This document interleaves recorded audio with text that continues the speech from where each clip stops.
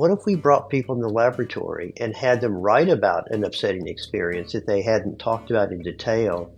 Would that affect their health? Today I have with me James Pennebaker. He's a professor emeritus of psychology at the University of Texas, Austin. And he's the creator of the expressive writing technique that has spread out like wildfire over the last 40 years, almost, through various industries and approaches to healing and into my own work at Crappy Childhood Fairy on the therapeutic value of writing about difficult experiences and memories and feelings. The nice thing about it is we've known for thousands of years that putting upsetting experiences into words is a good idea. I mean, it's the basis of prayer, it's the basis of confession, it's the basis of intimacy between people. It's such a pleasure to meet you, Jamie. I was so pleasantly surprised when you got back to me when I was traveling to Austin and we got to get together. And because your work has influenced my work for so many years, to get to sit down and ask you questions was like a dream come true. And I wanted to have you here where we could really talk in depth about your work on what you've called expressive writing. I know that my audience has so much to learn about the power of writing for healing. And when I first started teaching my technique, which involves writing, it was on experience, intuition. I just knew it worked for me, but I didn't know why until I learned about your research. So thank you for joining me. Well, thank you very much. And meeting you was also a real thrill for me as well. And everything you told me about your work is clearly very important, and it overlaps nicely with many of the things I've done over the years. Thank you. So can you tell us a little bit about what expressive writing is? So the idea of expressive writing is that a little bit of background. Years ago, when I was a new faculty member, I was dealing, with some personal issues. I had recently been married, and this might come as a shock, but sometimes marriages go through difficult periods. And good news is my wife and I have now been married for over 50 years, but it was a difficult time. And one night I got up in the middle of the night and I just went into another room and just started writing and trying to figure out what's going on with me. Why am I feeling the way that I am? Why is she feeling the way she is? And just putting all this into words. And it was one of those experiences that it was a shock to me. I couldn't believe how powerful it was. We resolved many of those issues, and I kind of forgot about it. And then I'd try this writing occasionally, but I didn't think much about it until several years later. I was doing work on health issues, and I ended up doing a big project where we were asking people uh, about their lives. And one of the questions we put on a questionnaire was, prior to the age of 17, did you ever have a traumatic sexual experience? And we found that people who said they had far more physical health problems, which intrigued me. And when I started to dig into it, what was unique about traumatic sexual experiences was the great majority of people had kept them secret. And I started discovering that any kind of trauma was bad for you, but if you kept it secret, it was far worse. And that made me wonder. Working with my students, we did a study just like that. And so people would come into the experiment and we would have them sit down and we told them, in this study, you're going to be asked to write for 4 days, 15 minutes a day. And so after you talk to me, we'll take you into another room where you'll be by yourself. You'll write for 15 minutes. We'll knock on the door. When that's over, you can leave and then come back tomorrow and I'll give you similar instructions. Half of the people, we told them to write about a traumatic experience, ideally one that they hadn't talked about before or in any detail, or we had them write about superficial topics. And what we found was those people who wrote about these upsetting experiences ended up going to the doctor at about half the rate as people in our controlled conditions, the people who wrote about superficial topics. So that was the birth of this idea. And I came to think about this as a method where if people are asked to simply sit down and explore their deepest thoughts and feelings about issues that were weighing on them, they could be traumas, they could just be something r- relatively minor. But if you're thinking about it too much, you're worrying about it, setting aside 3 or 4 days, 10 or 15 minutes a day, and just writing could be beneficial. And so we published our first study, and then we did another study, and then other studies, and then other labs started doing this, and it really took off. That first study was published in 1986. There now have been over 2,000 studies looking at this, and the literature is so big that I can't even follow it anymore. But what's so intriguing about it is this is I never thought of this as some kind of lifetime issue. In other words, I don't write every day. I write, maybe once or twice, maybe 3 times in a year, unless it's been a really bad year. And uh, often I'll just get up in the middle of the night and write. And typically I'll go back to bed and it's gone. Not always. Sometimes it's still it's still hanging there and it's much more complicated than I thought. But the idea is, I've always thought of this not so much as a life task to do every day. In fact, I would never do it every day. I view it as something to keep in your back pocket when you need it. Yeah. As you know, those what I'm teaching people is doing this twice a day. It's not exactly the same method, but very Hmm. similar with results that match what Hmm. you've found in formal studies, that we feel better and it changes it seems to help us process things. It, Have you it looked does. into what is processing? People say that word, and I learned a little bit more about it and found out that trauma does get thoughts and feelings stuck. They won't leave that sort of active charged status and move over into the memory bucket. Hmm. That's exactly right. And I've done a lot of research on that as well. So one thing that we've done is to explore the ways people write. And actually, this early research led me into a completely new world of research looking at the nature of language. And it was driven by this expressive writing. What happens when people put upsetting experiences into words? Can we see they're changing just by looking at the way that they're using words, the way that they're writing?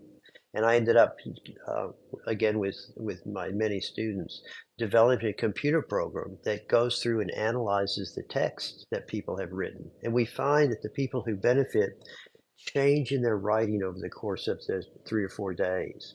And one thing they're doing is they are constructing a story. They're constructing some way of understanding it. So if the people write those 3 or 4 days and they write in the same way, in the same manner every day, they generally don't benefit. The people who benefit are standing back and thinking about it differently. They're constructing a story in some ways. In other words, it's changing the way it's organized in the mind. Is that normally what we do with memories? It's a big mess at first, and gradually we structure it into a story. Yeah, I think that's very much of it. And one of the dangers is, uh, you have a really bad experience, and you struggle with it. Why does it happen, and so forth, and then you come up with a story. But then you get stuck with that story, and you start to believe that story explains it. Frankly, sometimes it doesn't. The reality is all traumas, all miserable experiences are really, really complicated. They affect us in all these different ways. Everything from our daily behaviors, what we're eating, how much we exercise, who we're talking to, who we start avoiding, our sleep habits, etc. And and one of the beauties of writing is standing back and having this ability to start weighing all this information, to trying to understand how this may have affected who I am and how I evolved and so forth. Yeah, that's something that we sometimes name trauma-driven beliefs, where the belief is narrow compared to what the whole picture of what really happened was and how you could interpret it. And I've noticed that everybody has a lot of flexibility in how they look at things. And that in trauma treatment, that's often very sensitive because you don't want to appear to invalidate people and go, oh, come on, it wasn't so bad. It happens to everybody. There are traumas that don't happen to everybody, thank goodness. But when they've happened to you, it can be almost unspeakable and very hard to talk about and hard to express to people without inviting them to sort of pile on with all of their feelings and agenda about it that become overwhelming when you've just been through a trauma or when you're still figuring one out. So I think writing is a way to very quietly process something and loosen up the beliefs so that you can look at the full spectrum of the experience. And whether or not you're consciously making a story out of it, I don't think that's always the case, but you're allowing the story to settle a little bit into something fuller and more realistic and better for you to live with. I'm thinking of an example. I saw a terrible car accident a couple years ago, and we were on the highway at night coming home, and I saw this car come rolling, and all traffic stopped on this busy highway that runs through California, Highway 5, and it was dark. And all the cars stopped. And after about 20 minutes, we were maybe 8 cars back from whatever was in the road. After about 20 minutes, I got out to go see what was going on. And there were a dozen or so people who had gotten out to help. There were things all over the highway. And first I was clearing broken glass off the highway, thinking, there, now our cars can go through. And then I went over and I thought, I wonder how everybody's doing. And I asked other people on the road, are the people okay? And they said, I don't know. I went over and I sat with a man who was laying down under a tarp. He seemed to be very injured, but okay. And I sat with him for another 45 minutes. We couldn't clear the road. And next to us, his wife died. And he didn't Wow. know. And I could see the whole thing, and I was having to decide, what do I tell him? What do I say to him? He's like, is she okay? And I said, well, she's moving. Everybody's helping her. I know the ambulance is on its way. But from what I was seeing, it didn't look good. And then the ambulance came. They talked to us. They took everybody away. We got back. I got back in the car with my family, who said, "Oh, what was going on?" And I said, "Ah." I could barely talk about it. And then I was upset because they didn't realize that I had just been through a horrible trauma, watching someone die and sitting with her husband who didn't Yeah. know. And they said, where should we eat? What should we do? Should we go to McDonald's? And I was just like, you guys. And I could not process it.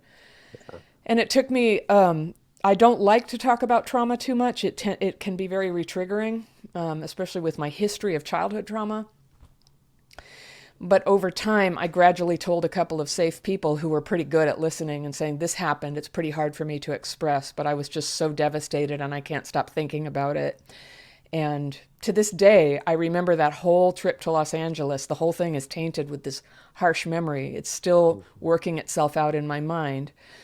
And so as I told people, they were like, oh, you were a hero. And other people were like, you shouldn't have done that. You're so sensitive to trauma. Everybody else's story came in, and it's taken time to just let it settle into my own story. I decided to help. It was very difficult. These things do happen. I really hope the guy's okay. There's the story finally settled for me. And so that's how I witness what processing is. I'm still trying to understand, because sometimes the scientific literature is hard to understand and connect to experience. But that was the experience of me slowly processing something. It's still not even neutral for me, and it could be something I do EMDR about sometime. Mm-hmm. I've found that doing eye movement desensitization and reprocessing can help move it along, put it in the memory bucket, not charged every time I think of Highway 5 or Los Angeles Mm-hmm. or SUVs or broken glass, things. A lot of my life has been sort of becoming neutral to old triggers like that ended up associating with something terrible that happened. You bring up something that I think is that I've learned over the years, and that is the importance of being your own scientist. I came to this, unlike you. I had a fairly, a nice childhood. I'm really boring in terms of uh, talking about it. But what I find is that, for me, expressive writing works sometimes. and sometimes it doesn't. And then I start doing these little experiments. And so, for example, uh, one time I was on a trip with my wife.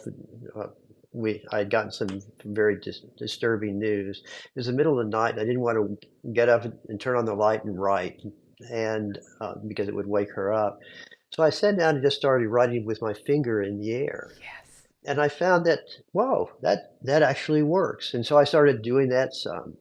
And sometimes I've experimented writing with my left hand as opposed to my dominant hand, my right hand, or poetry versus not poetry, and I encourage people to do that. Express one thing I feel very strongly about is there is not one true way with expressive writing, and what might work for you might not work for other people. And by the same token, something that works for you right now might not work for you next time. And experiment, see what works for you. And start measuring things. For example, how well are you sleeping?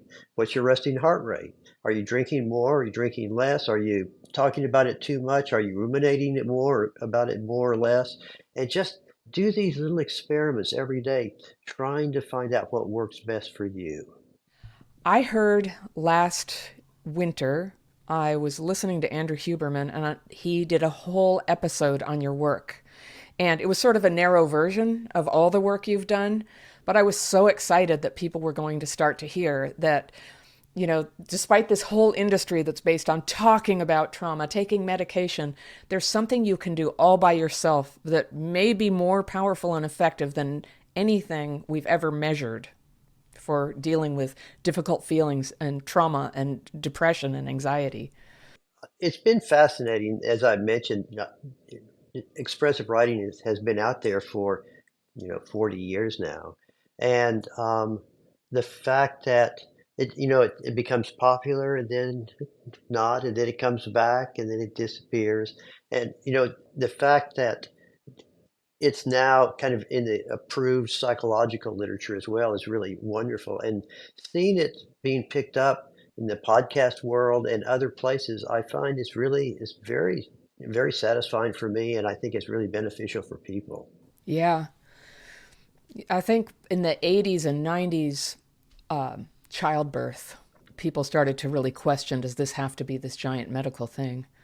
Hmm. I feel like trauma is going through the same revolution, going, does it have to Yeah. be this whole medicalized thing? Because in reality, dealing with trauma symptoms is a day to day, hour to hour process. You need tools that you have in your hands, in your pocket, in your purse for when it comes up. It's Hmm. very unpredictable. It comes and sort of invades on important moments sometimes, and you need a way to reduce those overly intense feelings and get your clear thinking back. I mean, that's everything. That was life changing for me. I wanted to ask if you'd looked into 12 step because that's where I learned to write things. And, instinctively, I guess, when in the 30s, when Bill W. was figuring out the 12 steps, it was you write the problems, you write the exact nature of your wrongs, and then you read it to another person. And this writing and then reading is a very different thing than just talking randomly to people about it or venting about how angry you are at other people, but this very focused and structured kind of writing and then sharing with another person seems to be critical to the value of AA and other 12-step programs to, create a brand new space in your life to be a better version of yourself than what you have been. Hmm. Have you ever looked into that? I haven't. It's and I've talked with a lot of people in AA about it, again, I'm a researcher, and I, I have no doubts that it works.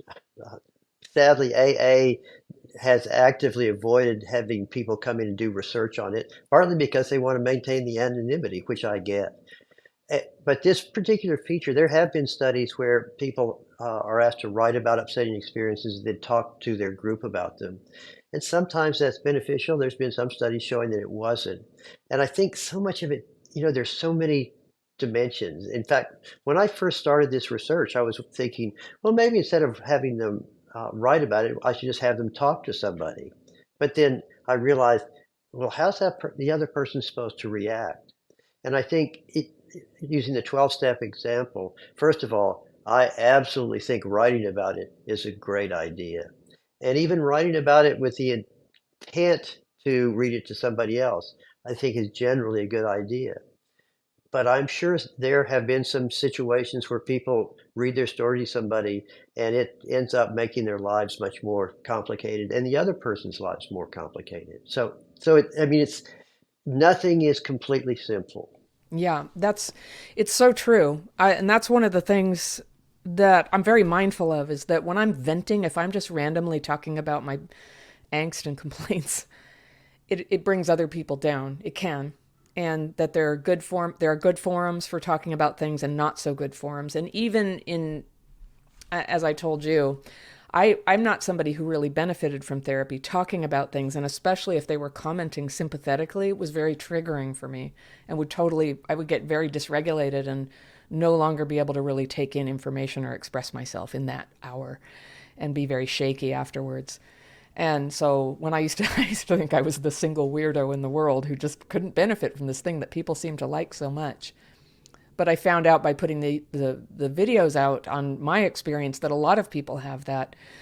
And writing is this very safe thing you can do. And from what I've learned, it is a different neural pathway. You bypass a trigger. There's a trigger that can activate the body memory of it, the cortisol, the adrenaline. And there's a way that you can express it when you do it in writing that it goes around that. And I'm sure not everybody's identical, and there are contexts where it's a little different, but generally speaking, it's a way. And you can, a lot of the stuff I write every day, a couple times a day, I seldom read it to anybody anymore. It was really helpful at first, and from time to time when things are hard, I will read to my friend who taught it to me. And it's always a relief to do that. We're in the process of trying to teach hundreds and thousands of people how to witness each other reading in a good way. And that's a huge task. I'm thinking in the long run, in 50 years when I'm not around anymore, maybe even less than 50 years.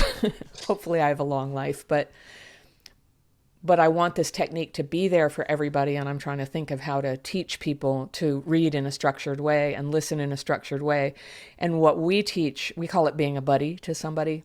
So it has to be somebody who also uses the technique and understands the spirit of it, that so that they don't just jump in and go, "Oh, don't feel bad about that. I don't think you're fat. I just," That's not what the buddy does. The buddy hears you, witnesses you, and goes, "Thanks you for reading that. I have those fears and resentments too sometimes."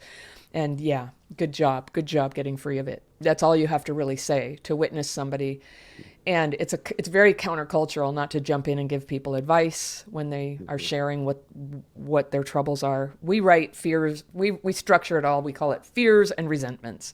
We take all negative emotions and lump them into two categories just to keep it simple so you don't have to think too much about it or be too analytical. It's really just about getting it on paper and then from time to time sharing it with another person. That seems to give a little boost, and it also seems to break the spell. Because I agree with you, we end up constructing a story about things. And so speaking for myself, the story is like, everyone's against me. Nobody likes me. See, I don't belong here.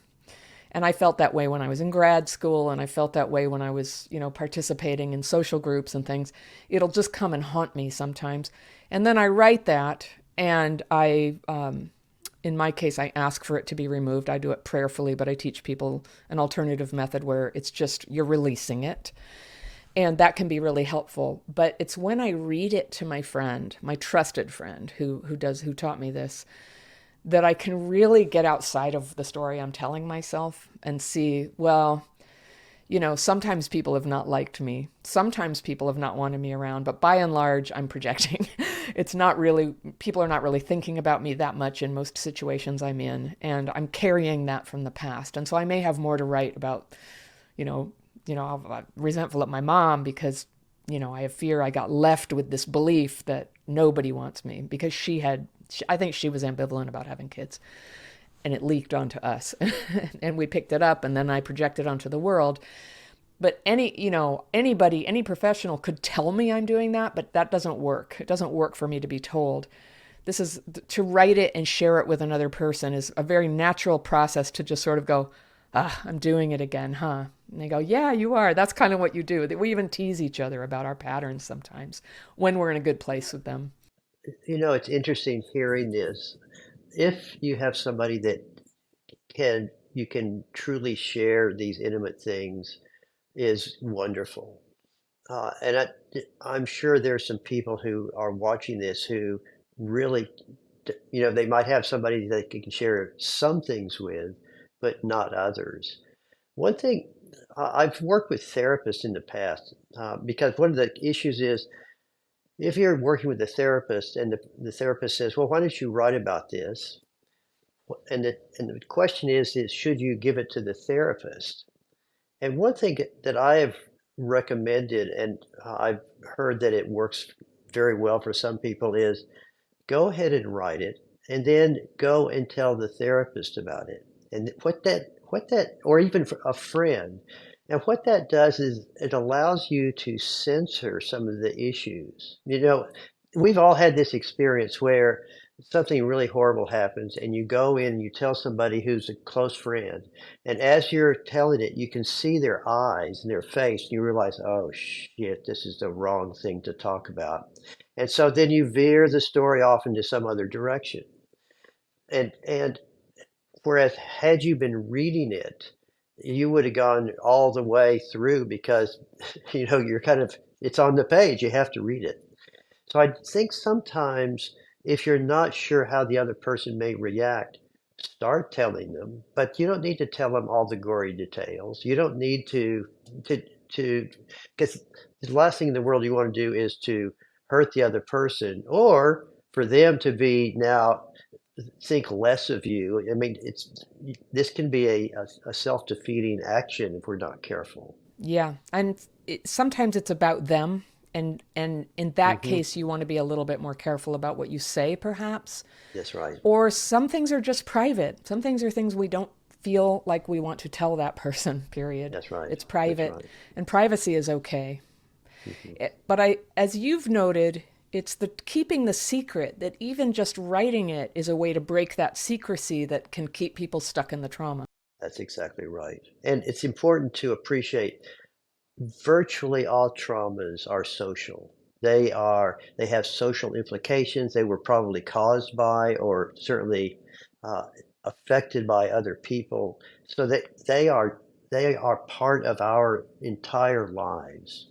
If people want to learn expressive writing, what is the best way? I thought this was one I really enjoyed, but there are others. You have some various books out there with other other collaborators. What do you think is a good way for people to learn about the technique?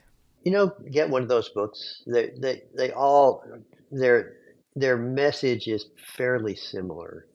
Uh, as I've mentioned, there is not one true way.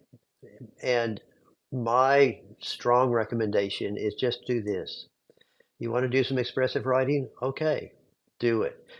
Find some place that you'll be alone for 15 or 20 minutes and just promise that you'll write about whatever issue that's bothering you.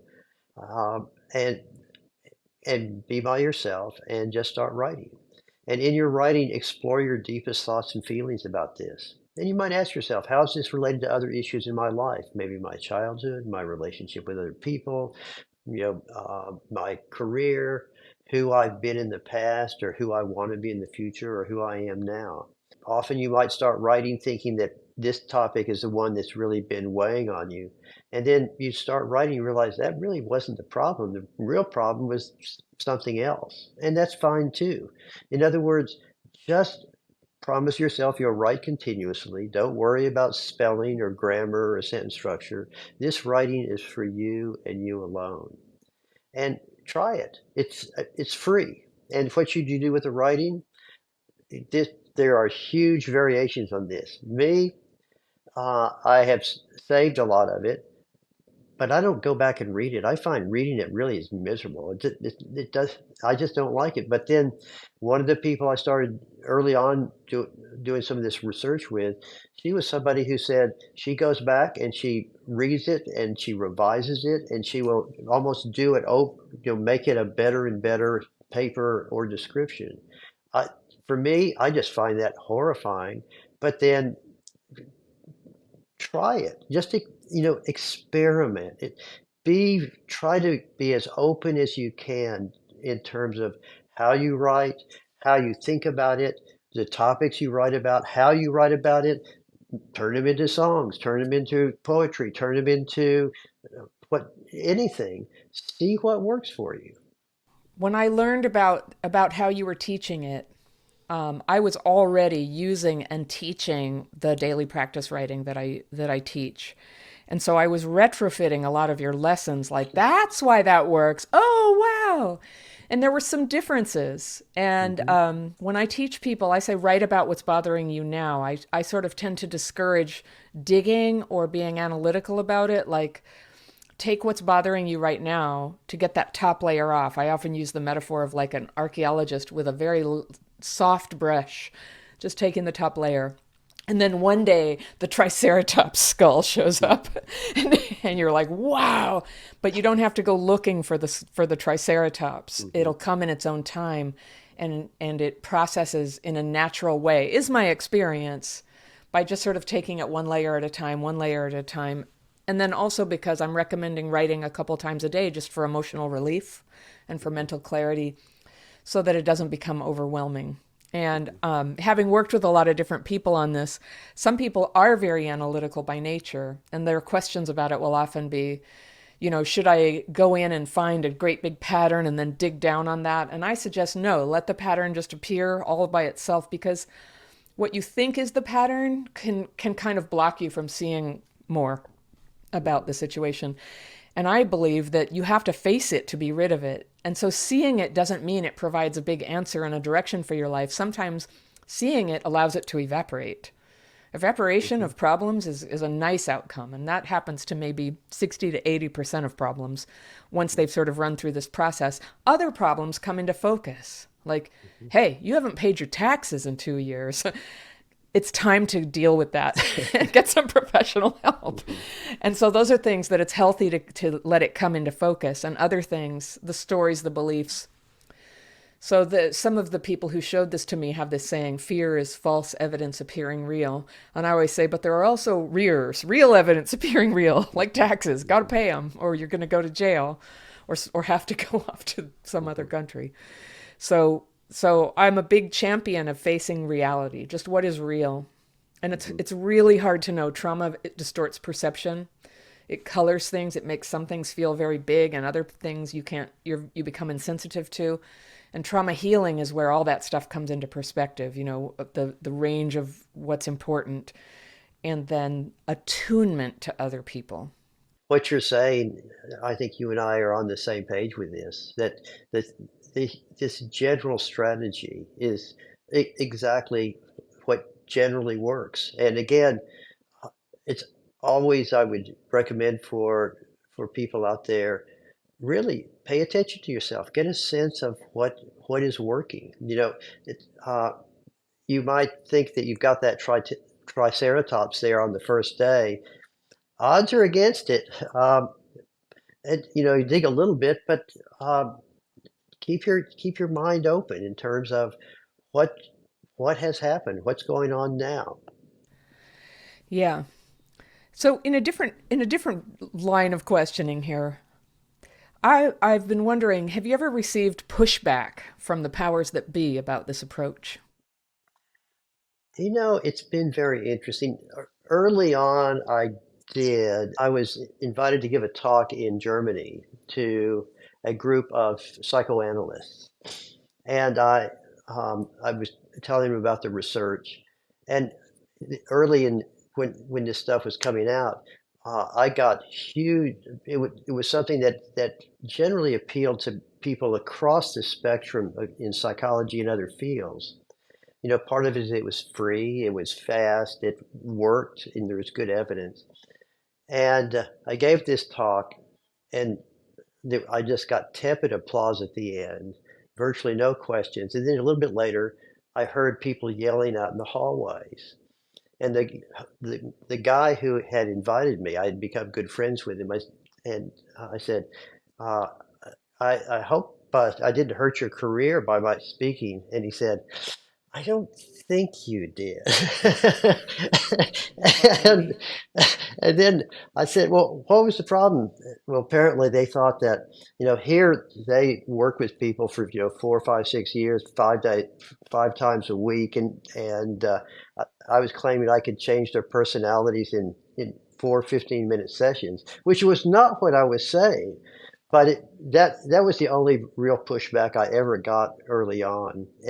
And you know, traditional cognitive behavior therapists, people who are more experimental and creative like you, and others, basically, I think their view is it's there is something here, and that kind of this essence is something that all of us, I think, should be at least pay attention to and try it out.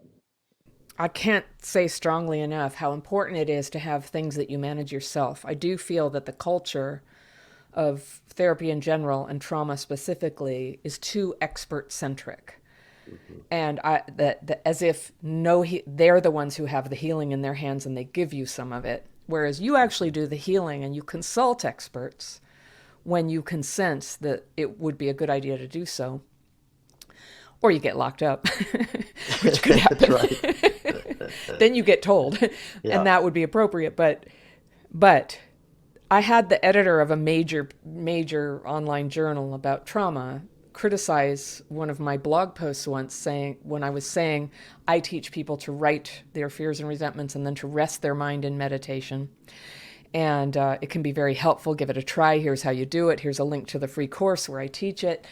And the editor of the journal criticized me in the comments, saying, Anna, you really, you need to warn people that they should never use these techniques without the presence of a qualified therapist. And I just thought, what planet do you live on that we all Yeah. just are surrounded by therapists? Every time we Hmm. meditate, we have them come Hmm. sit with us to make sure we don't do it wrong or something. And I understand the importance of having some guidance when it's needed, because traumatized people, like all people who are suffering, can get lost, can lose their Hmm. way, can get too isolated. So, of course, there's a role to play. But day to day, it's us. It's us who are managing our symptoms. That's right. And one of the things I tell people, and when I do workshops, I always start off and say, well, before I begin, I want to tell you about the flip out rule. I, I look around this room, all of you seem to be pretty normal. If when you start writing, you feel like you're about to flip out, stop writing or write about something else. You are responsible for yourself. So don't flip out. It's easy. If you feel like you're getting there, all you do is just stop the writing. So, and always it's been, I view this method as something for you to learn about yourself, and you're responsible for your well-being. Yeah. Yeah. We call that sovereignty. And writing it's got a gas pedal and it's got a brake. You can go Hmm. forward, you can stop, you can go forward and you can stop. And I stopped for 2 years once Yeah. because I wasn't convinced it was a good idea, and I got my experience that it was a good idea, and then I got back on it. Bitter experience, I tell you, Yeah. but there's no other way to know. I don't really listen to advice. I Hmm. don't. I have to experience I don't things think I don't sometimes. think either of us are very good at that. No, but that's how you think of something new. Something else that I considered a little different, and when I was reading about expressive writing, I know you've said that people get sad sometimes afterwards, which is fitting. You write about something sad, and you might have a little residue of sad, and then you have a little time to process it. And sometimes when people learn to write with me, if they are only writing and they're doing it a couple times a day, I call it tipping over. They can just get sort of like, I can't deal with this anymore, and they'll stop. It seems to be more sustainable and you can handle it better when it feels sad, the stuff that you just acknowledged, it's already in your mind. We're not digging anything up. It's That's right. sitting there already, and you lay it on paper and you're like, wow. Sometimes whew, that's a lot of times it's actually, you feel lighthearted afterwards, but you'll have a range of feelings when you do it. And what helps handle it is we meditate afterwards. I learned Hmm. transcendental meditation But because I don't want to require that anybody do something that requires training like that, I just go, here, you can do a structure. Close your eyes and rest. You don't have to like focus on your breath. You don't have to control how much you think, but ideally you're resting your mind, not thinking too much. So if you need a anchor word, aka a mantra, I suggest a word that's not a verb, like okay, and not change the world or be amazing. That kind of mantra just puts a lot of pressure. You're not resting Yeah. your mind. And so we just kind of rest for a while, and it does seem that there's another layer of settling happens, Hmm. and then we come out of that rest period just a little more refreshed, calmer, inspired on a good day. Something Hmm. new can come in. And I always said that, like, who doesn't want that? Like, who doesn't want something new? New. Hmm. Not the same old crap in my thoughts, just here I Hmm. go again. Chuntering, as they call it in England. My husband's English. They have a word for that, chuntering. It's when you're like, oh, everyone, yeah, mutter, mutter, mutter. It's a good word, chuntering. He always says, oh, you're chuntering again. I'll walk around the house muttering to myself. And it means I need to write. Hmm. And when that Hmm. chuntering is on paper, then I can be like, ooh, I have an idea. Or Hmm. hello, hi everybody, nice to see you. I can present with newness and openness to today's world, to what's happening right now in this hour. And to me, that's what makes life happy. It's interesting. I don't do uh, meditation after this, but I found in some of our early studies, our first studies, we ran them in the late afternoon, and these were with college students, and when they were finished, they all would leave individually, and they maybe they would had already eaten dinner or not, but it worked really well. And then a few studies after that, we did it in the middle of the day, and it was with the school. So they came in, they wrote, and then they went back to classes, and the study did not work very well. And I realized that these studies, I think, benefited if people have some free time afterwards. So they have to walk back to their place, or they have to drive somewhere, or they have time to really reflect on what's just happened. And I think that's really important. Yeah, even if it's not even active reflection, That's I right. think That's our right. our our brains it has a process that it's going through to sort of put things away, to tidy up the room. In our first studies, when we were interviewing each person after they had written each day on the last day, we would ask them, "Did you dream about what you wrote about?" And several people looked at us almost shocked. How did you know? And the fact is people, as they were in this study, were living this. They were living it, every day. They were thinking about it, they were dreaming about it, and they started talking about it. In other words, it wasn't just the 15 minutes that four times in 4 times, so a 1 hour. It was actually many hours that they were thinking about this. So this self therapy was going on all the time. Do you have observations or hopes about where all of this is going in the future? Um, I don't. Um, I it's been very interesting. The fact that this has taken off the way that it has and has gone in all of these completely different directions. I never would have imagined a lot of these applications. It's used in businesses, it's used in, police departments, it's used in all these different places, and religion, etc. Uh, I don't. I'm generally optimistic about humans and culture, despite evidence to the contrary sometimes. Hmm. But I I anticipate that people will continue to use it and change it and shape it to fit them and also to fit the culture that surrounds them. Acculturation. Yeah. Hmm. Yeah. Well, we certainly have. And we're going to continue to recommend that people who want to learn more of the science and psychology behind why writing is important refer to your work. Hmm. And what a pleasure it is to meet with you in It was person so for nice real. talking with you. Yeah. Yeah. It's that doesn't happen very often where you've learned so much from somebody and then you get to actually ask them and the questions that you had about it and what about this and I think for the future, I and some therapists I know, I think there's a tidal shift happening in the area of psychology, that it's shifting away from the old rigid paradigm that it's all about talking about it and taking medication for it.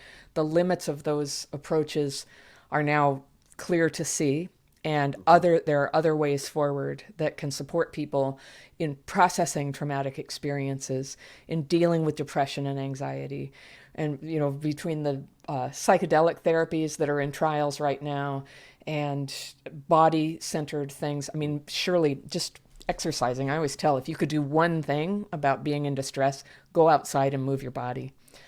I And completely agree. Yeah. we know this, and people have known it for thousands of years. And then Hmm. moving together with other people, like or following instructions like we do in a dance class, or marching in the military, or singing together in a choir. All of these things can be very re-regulating, and re-regulation is like putting WD-40 on your natural ability to process stress and trauma and Hmm. grief and the negative emotions that can get backed up when you get overwhelmed with it. So I do see that people are starting to take health into their own hands a little more, and that the experts who are able to rise to that occasion and support people in doing that every day, not just every Tuesday at 1 o'clock, but every Hmm. day, those are the people who are going to rise to the top as experts. Yeah, I so agree with you. All right. Well, thank you, Jamie. And Well, to thank be you. continued. I really look forward to how everything unfolds, and Me hope I can too. Me consult you too. again as this movement grows. You're doing great work, and I look forward to hearing more about this in the future. Thank you.